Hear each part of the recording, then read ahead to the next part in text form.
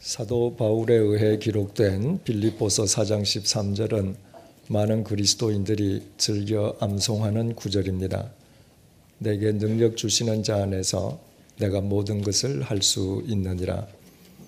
적지 않은 그리스도인들이 이 구절을 좋아하는 까닭은 이 구절의 참 뜻을 그릇 이해하고 있기 때문입니다.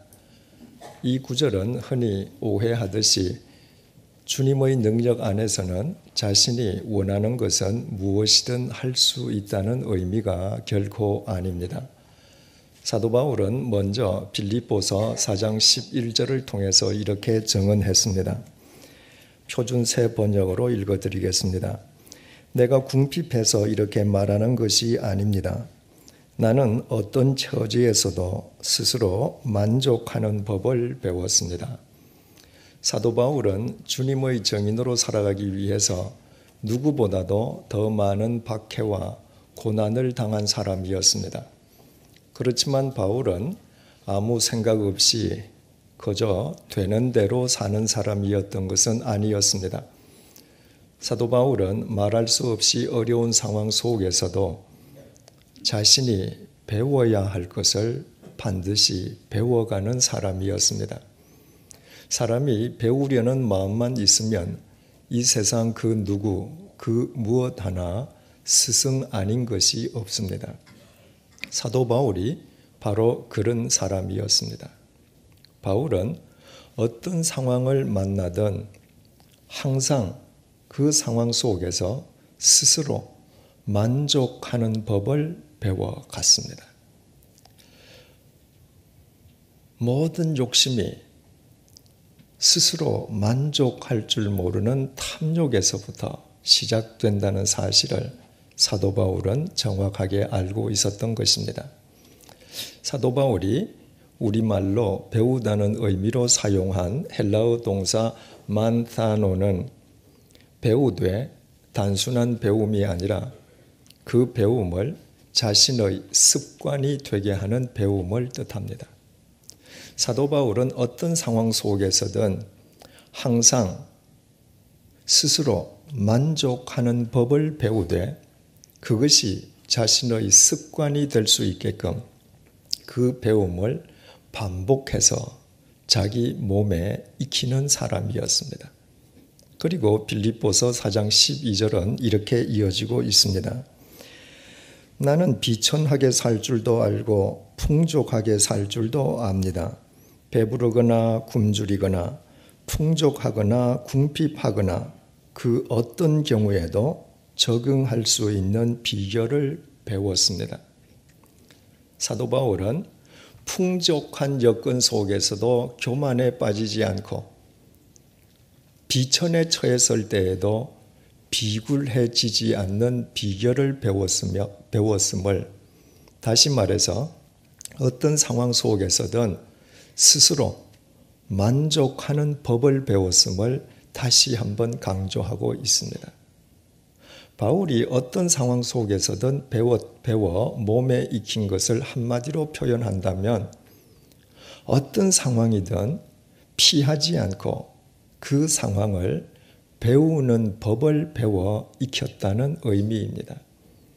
자신이 주님을 믿는 한 어떤 상황이 주어지든 바로 그 상황은 하나님께서 당신의 뜻을 이루시기 위함이고 그 상황의 결과는 또 예수 그리스도 안에서 반드시 선으로 귀결될 것을 믿었기 때문입니다. 바로 이와 같은 바울의 믿음의 배경 속에서 빌립보서 4장 13절이 나왔습니다. 내게 능력 주시는 자 안에서 내가 모든 것을 할 수 있느니라. 그러므로 우리는 그 구절의 의미는 우리가 오해해왔듯이 주님의 능력 속에서는 내가 원하는 것은 무엇이든 할 수 있다는 의미가 아니었음을 깨닫게 됩니다. 전기 작가로 유명한 존 폴락은 그가 쓴 사도 바울이라는 제목의 책 속에서 빌립보서 4장 13절을 이렇게 해석했습니다. 내 안에 거하시는 분의 능력으로 나는 무슨 일이든 겪을 준비가 되어 있습니다. 얼마나 적절한 해석인지 모르겠습니다. 바울은 주님께서 주시는 능력 안에서 자신이 원하는 것을 무엇이든 할 수 있다고 고백한 것이 결코 아니었습니다. 바울은 자신의 능력으로는 불가능하지만 주님의 능력 속에서는 자기에게 어떤 상황이 주어지든 그 상황을 겪을 준비가 되어 있음을, 다시 말해서 그 상황을 받아들일 준비가 되어 있음을 고백했던 것입니다.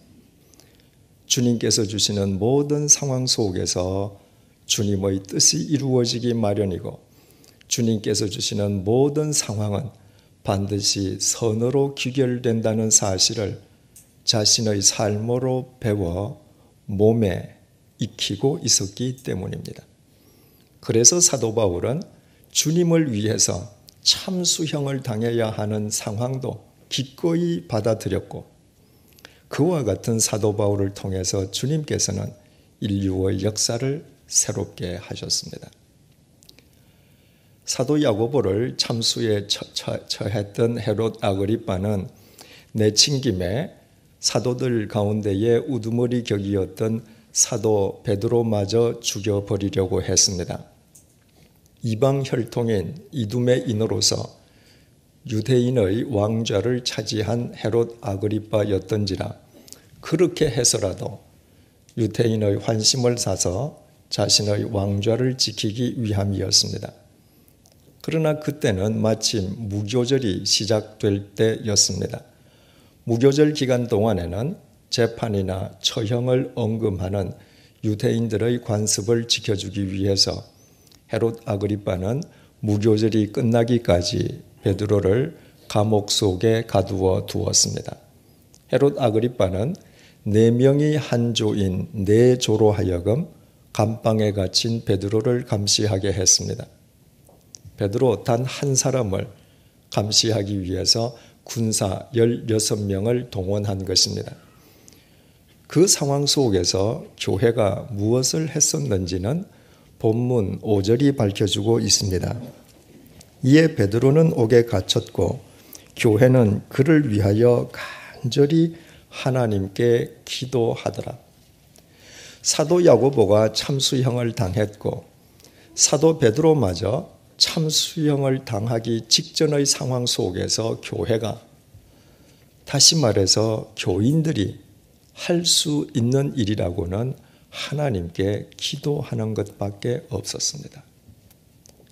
사악한 폭군의 횡포 앞에서 맨손일 수밖에 없는 교인들이 죽음에 직면한 베드로를 위해서 간절히 기도한 것입니다. 그들의 기도가 얼마나 간절했을는지는 능히 짐작할 수 있습니다. 오늘 우리가 함께 생각해 보고자 하는 것은 죽음에 직면한 교인들을 위해서 베드로를 위해서 하나님께 간절히 기도드렸던 교인들의 기도 내용이 과연 무엇이었겠는가 하는 것입니다.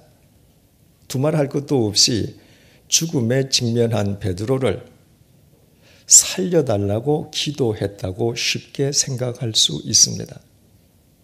그러나 그것이 사실이 아님은 본문 12절 이하의 증언이 밝혀주고 있습니다. 주님께서 당신의 신비로운 손길로 그 철통 같은 감옥으로부터 베드로를 구출해 주셨을 때 베드로는 곧장 교인들이 자신을 위해 기도하는 장소를 찾아갔습니다. 문을 두드리는 베드로를 발견한 소녀가 집 안으로 뛰어들어가면서 베드로가 살아왔다고 외쳤습니다. 그러자 집 안에서 베드로를 위해서 기도하던 교인들이 그 말을 믿기는커녕 소녀를 향해서 내가 미쳤다고 말을 했습니다. 소녀가 참말임을 다시 강조하자 그렇다면 찾아온 것은 베드로의 천사임이 분명하다고 말했습니다. 이미 베드로가 참수형을 당해 죽었을 것이기에 그의 수호 천사가 그 사실을 일러주기 위해 왔다고 단정한 것이었습니다.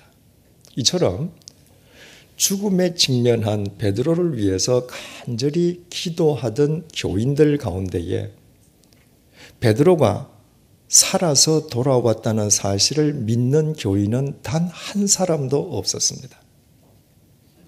따라서 이것을 그들이 불신의 기도를 드렸기 때문이라고 규정할 수도 있습니다. 이를테면 그들이 죽음에 직면한 베드로를 위해서 간절히 하나님께 살려달라고 입으로 기도하긴 하지만 정작 마음속으로는 베드로가 절대로 살아오지 못하리라고 믿지 않았다는 것입니다.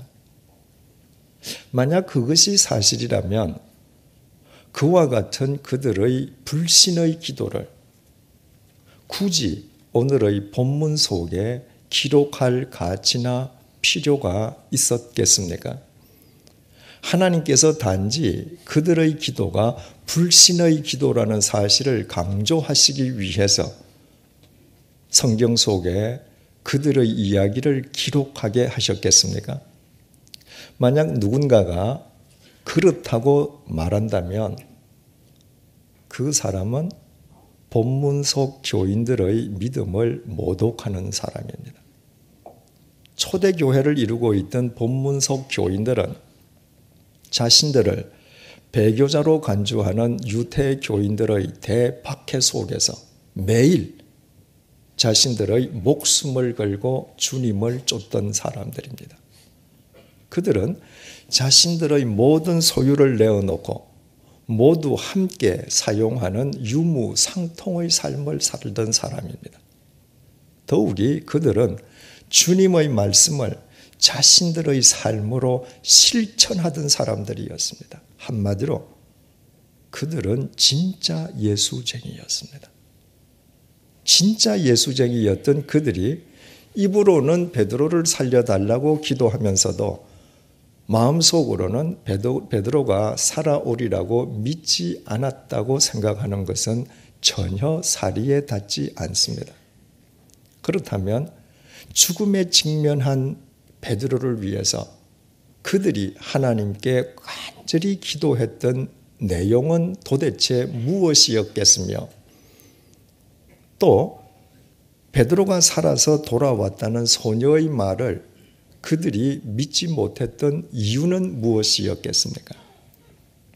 우리는 그 해답을 초대교회 교인들이 본문 이전에 하나님께 드렸던 기도의 내용 속에서 찾을 수 있습니다.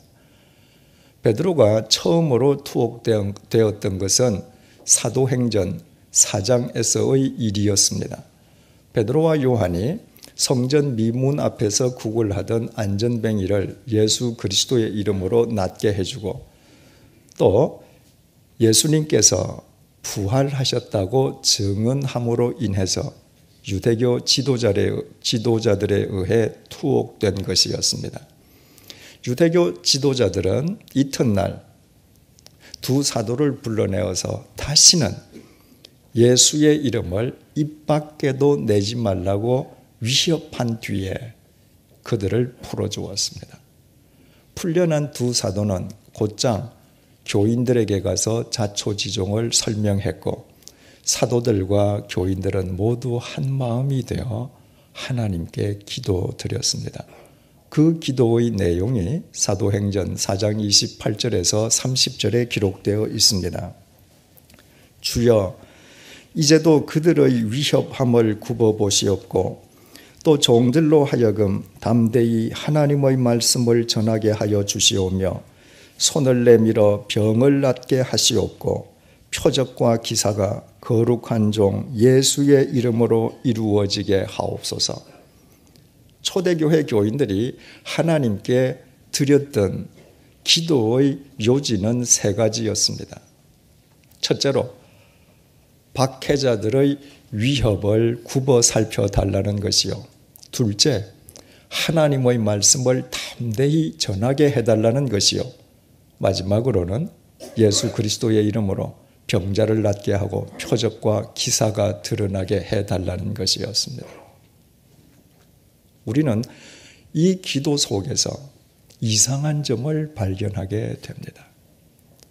유대교 지도자들이 베드로와 요한을 투옥했다가 이튿날 그들을 불러내어서 다시는 예수의 이름을 입 밖에도 내지 말 것을 말라고 위협했을 때 베드로는 사도행전 4장 19절에서 20절을 통해서 그들에게 이렇게 맞섰습니다. 하나님 앞에서 너희의 말을 듣는 것이 하나님의 말씀을 듣는 것보다 옳은가 판단하라. 우리는 보고 들은 것을 말하지 아니할 수 없노라.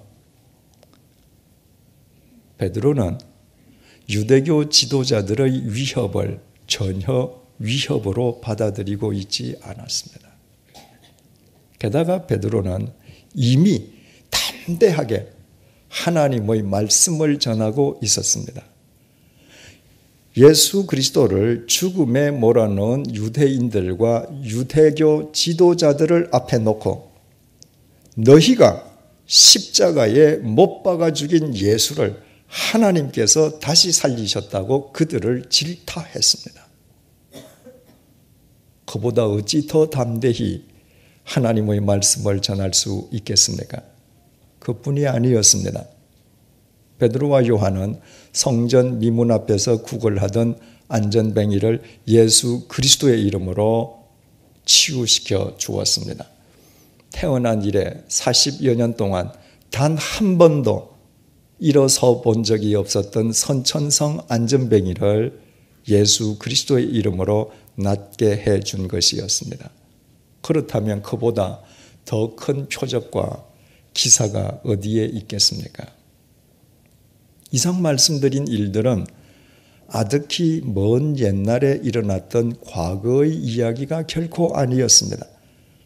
그들이 하나님께 기도드리기 직전에 혹 길어야 24시간 이내에 베드로와 요한이 직접 행했던 일이었고 두 사도는 그 모든 이야기들을 교인들에게 상세하게 설명해 주었습니다. 그런데도 사도들과 교인들은 그 모든 사실을 까마득하게 잊어버린 사람들처럼 하나님께 박해자들의 위험을 굽어 살펴주시고 담대하게 하나님의 말씀을 전하게 해주시고 예수 그리스도의 이름으로 병자가 낫고 표적과 기사가 드러나게 해달라고 간절히 기도를 드렸습니다.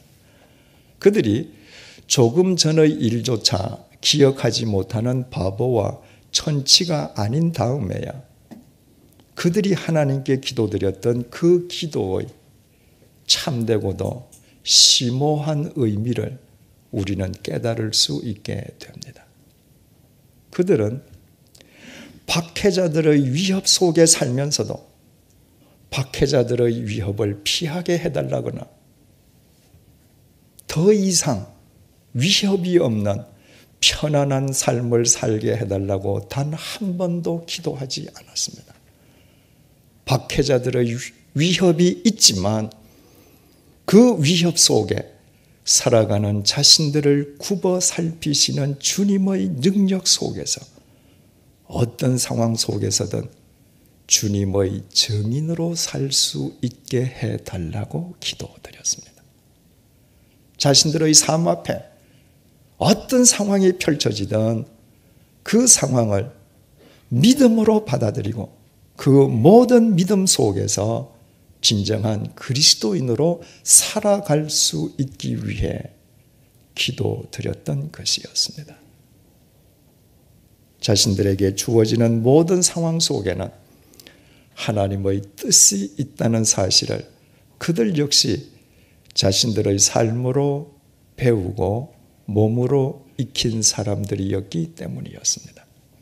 그러므로 베드로와 요한 그리고 두 사도와 함께 사도행전 4장에서 기도드렸던 교인들 역시 내 안에 거하시는 주님의 능력 속에서 나는 무슨 일이든 겪을 준비가 되어 있다고 고백했던 사도 바울과 아무런 차이가 없었고 그들을 통해 주님께서 이 세상을 새롭게 하신 것 역시 조금도 이상한 일이 아니었습니다. 이처럼 우리가 사도행전 4장에 나타난 초대교회 교인들이 하나님께 드렸던 기도의 구체적인 내용과 이해를 깨닫고 나면 우리는 이제 오늘의 본문 속에서 죽음에 직면한 베드로를 위해서 교인들이 드렸던 기도의 내용이 무엇이었겠는지도 알게 됩니다. 교인들은 죽음에 직면한 베드로를 무조건 살려달라고 하나님께 기도드렸던 것이 아니었습니다. 교인들은 사도행전 4장에서 드렸던 그 기도의 연장선상에서 그 절체절명의 상황 속에서도 죽음의 위협 속에서도 베드로가 끝까지 주님의 정인답게 처신할 수 있게 해 주시기를 기도했던 것입니다. 그것이 주님의 뜻이라면 사도 야고보처럼 베드로 역시 참수형을 당해야 하는 그 상황을 믿음으로 받아들일 수 있기를 기도했던 것이었습니다. 바로 이것이 베드로가 살아서 돌아왔다는 소녀의 말을 그들이 믿지 못했던 이유였습니다. 사도행전 4장에서도 그렇게 기도했듯이 그 교인들은 베드로를 무조건 살려달라고 기도하지 않았기 때문이었습니다. 이것은 장 본인이었던 베드로 역시 마찬가지였습니다. 2주 전에 살펴본 것처럼 베드로는 주님께서 신비로운 방법으로 자신을 그 감옥에서 구출해 주실 때 첫째 초소와 둘째 초소를 지나면서도 그것이 현실이 아니라 자신이 꿈을 꾸고 있다고 생각을 했습니다. 베드로는 감옥 정문을 벗어나 한 길에 이르러서야 자신이 지금 꿈을 꾸고 있는 것이 아니라 주님께서 현실 속에서 자신을 구출해 주셨다는 사실을 그제야 비로소 깨달았습니다. 베드로 역시도 감방에 갇혀 있으면서도 무조건 살려달라고 기도하지 않았기 때문이었습니다.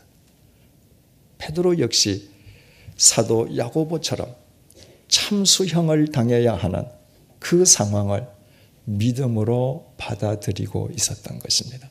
그래서 베드로는 참수형을 당하기 전날 밤 마지막 최후의 순간에서도 조금도 초조해하거나 두려워함이 없이 평안히 잠을 잘 수 있었습니다.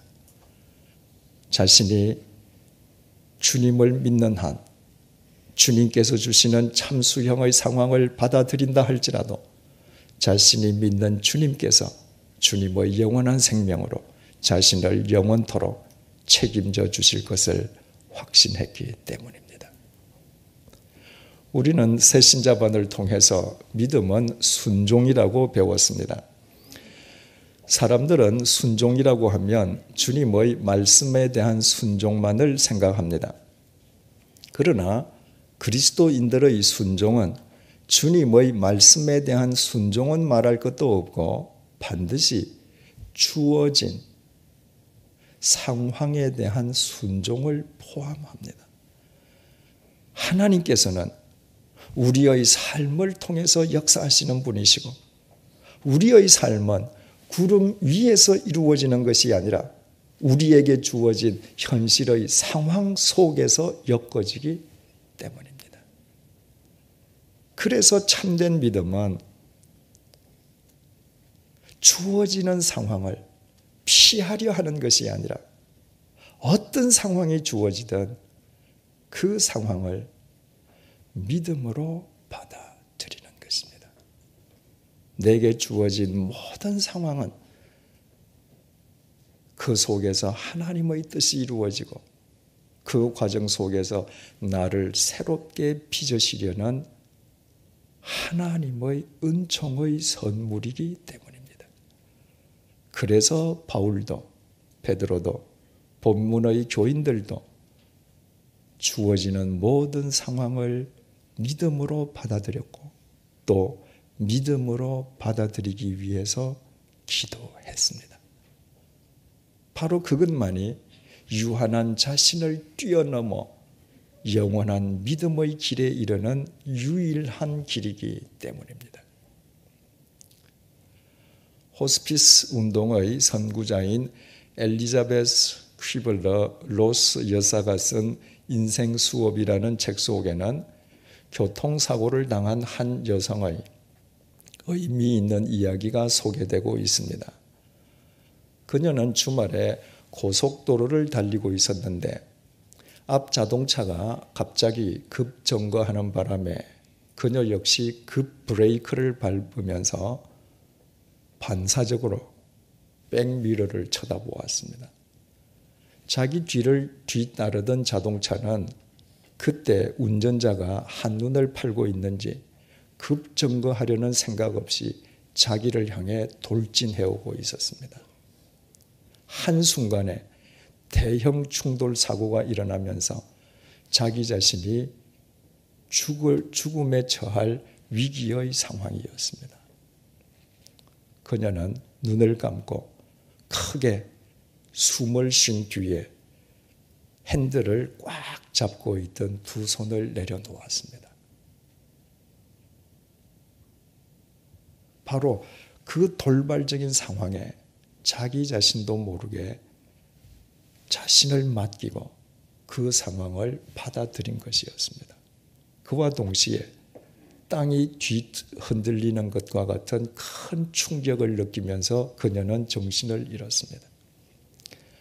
잠시 후에 다시 정신을 차렸을 때 희한하게도 그녀의 몸은 단 한 곳도 다친 곳이 없이 멀쩡했습니다.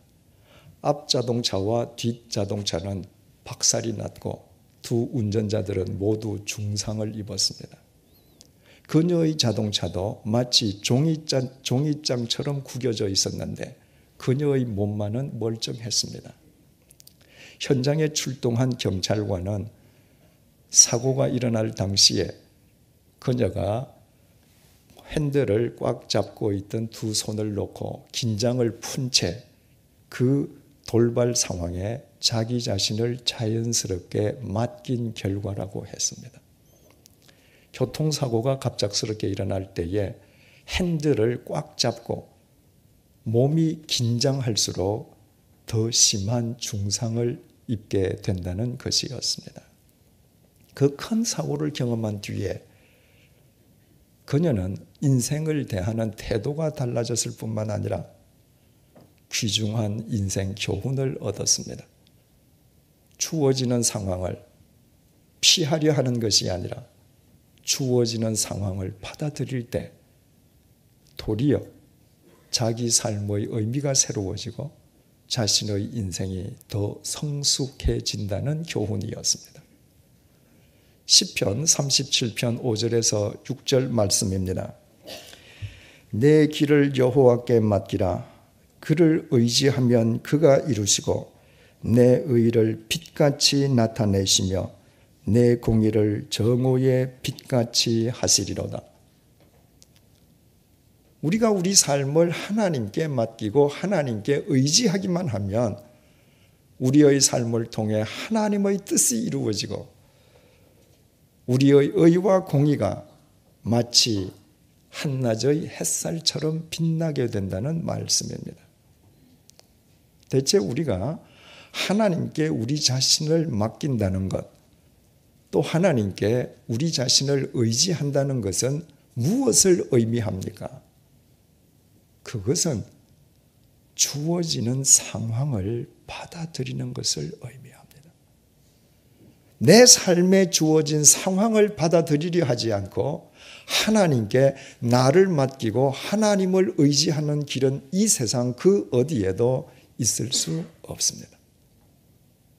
주어지는 상황을 받아들일 때 바로 그 상황 속에서 하나님의 뜻이 이루어지게 되고 하나님의 뜻을 이루는 나의 삶은 결과적으로 해처럼 빛나게 되는 것입니다. 사랑하는 교우 여러분, 지금 어떤 상황 속에 처해 계십니까? 그 상황이 괴롭고 고통스럽습니까? 그럴지라도 그 상황을 피하지 마십시오. 하나님께서 그 상황을 주신 것은 그 상황을 피하라 하심이 아니라 바로 그 상황 속에서 당신의 뜻을 이루시고 우리를 새롭게 빚어주시기 위함입니다. 바울처럼, 베드로처럼, 본문의 교인들처럼 오직 기도를 통해 주어지는 모든 상황을 받아들이는 법을 배우고 몸에 익혀 가십시다. 어떤 상황이 주어지든 그 상황 속에서 그리스도인으로 살 수 있기 위해 하나님께 기도드리십시다. 그때부터 우리의 삶은 정녕 새로운 의미와 가치를 지니게 될 것입니다. 우리에게 그 상황을 주신 하나님께서는 우리와 전혀 다른 천지를 창조하신 전능하신 하나님이시기 때문입니다. 그렇지 않다면 본문의 베드로와 교인들, 바울이 하나님께서 주신 상황 속에 자신들을 온전히 맡기려 했을 이유가 없지 않았겠습니까? 기도하시겠습니다. 하나님, 우리는 학교에서 지식은 배우려 하면서도 그보다 더 중요한 인생을 배우려 하지는 않습니다. 그래서 아무리 세월이 흘러도 인생에 관한 한 우리는 언제나 초보자와도 같습니다. 바울처럼 풍부에 처할 때나 궁핍에 처할 때나 우리가 그리스도인으로서 주님 앞에서 배워야 할 것들을 배우는 지혜로운 사람이 되게 도와주십시오. 무엇보다도 어떤 상황이 주어지든 주님 안에서 스스로 만족하는 법을 배우고 몸에 익히게 해 주십시오.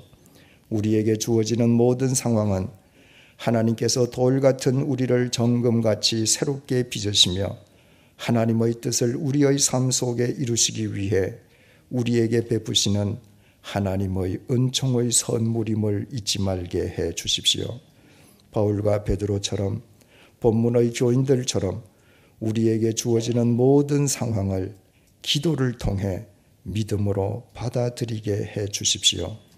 그 모든 상황을 믿음으로 헤쳐가는 우리의 삶 속에 영원하신 하나님의 뜻이 이루어지고 그 모든 상황으로 인해 우리 삶의 의미와 가치가 새로워지며 그 모든 상황 속에서 그리스도인으로 살아가는 우리의 의와 공의가 한낮의 햇살처럼 빛나게 해 주십시오. 예수님의 이름으로 기도드립니다. 아멘.